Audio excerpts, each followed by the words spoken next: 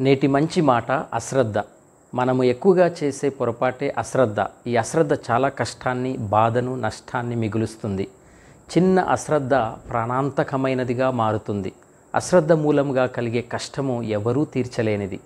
అశ్రద్ధ మూలముగా లోటు ఏర్పడుతుంది. ఆ లోటును మరలా పూడ్చుకోలేము. జీవితాంతం ఆ లోటు అలానే ఉంటుంది. చిన్న అశ్రద్ధే జీవితాన్ని శూన్యంగా మారుస్తుంది. చిన్న అశ్రద్ధ మూలంగా ఏర్పడిన బాధ భరించలేనటువంటి భారమైపోతుంది. ఆ భారాన్ని ఎవ్వరూ మన నుండి తొలగించలేరు, మోయలేరు. అశ్రద్ధ మనల్ని బాధపెట్టే బాధ చాలా భయంకరంగా ఉంటుంది, నరకంగా అనిపిస్తుంది. అంటే అరచి కేకలు పెట్టినా, బాధపడినా, ఏడ్చినా మనకు ఏర్పడినటువంటి బాధ మన నుండి తొలగిపోదు. దానినే నరకం అంటాం. ఈ అశ్రద్ధ నరకములాగా మారిపోతుంది. ఈ అశ్రద్ధ మూలముగా ఏర్పడిన కష్టము భయంకరంగా ఉంటుంది, భీకరంగా ఉంటుంది. అశ్రద్ధ మూలముగా ఏర్పడిన కష్టము ఎవరూ తీర్చలేరు. అశ్రద్ధ అంటే మనకు మనముగా ఏర్పరచుకున్నటువంటిది, గమనించుకోనటువంటిది, పట్టించుకోనటువంటిది.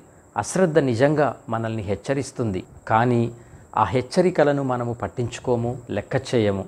అశ్రద్ధ ప్రక్కనే హెచ్చరిక ఉంటుంది. ఆ హెచ్చరిక జాగ్రత్త పడు అనే సహాయకి.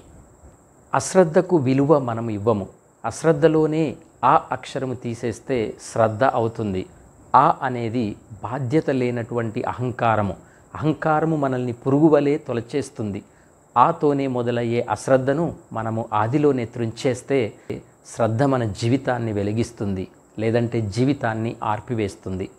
అశ్రద్ధ అనే పదాన్ని మన జీవితంలో ఆహ్వానించవద్దు. అసలు మనలోనే ఉండకూడదు. అశ్రద్ధ అనే పదాన్ని మన జీవితంలో ఆహ్వానించవద్దు. అసలు మనలోనే ఉండనివ్వవద్దు. ఆదిలోనే త్రుంచివేద్దాం. ఒక మనిషిపై కానీ, ఒక వస్తువుపై కానీ, సమయముపై కానీ, మన ఆలోచనలపై కానీ, మన ఆహారంపై కానీ, మన జాగ్రత్తలో కానీ, మన మాటలలో కానీ, మన చూపులలో కానీ, మన వినికిడిలో కానీ, పూర్తిగా మన కదలికలో కానీ అశ్రద్ధ లేకుండా జాగ్రత్త పడుదాం. అశ్రద్ధ అనేది ఒక విషపూరితమైన పురుగు లాంటిది. పురుగు పట్టిన కాయ ఏమవుతుంది? కాయను అంతా తినేస్తుంది, నాశనపరుస్తుంది.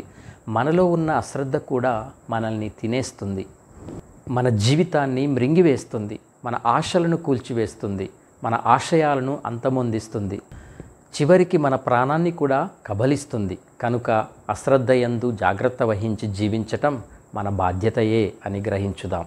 కాబట్టి అశ్రద్ధ యందు భయము కలిగి, శ్రద్ధ కలిగి జీవించుదాం.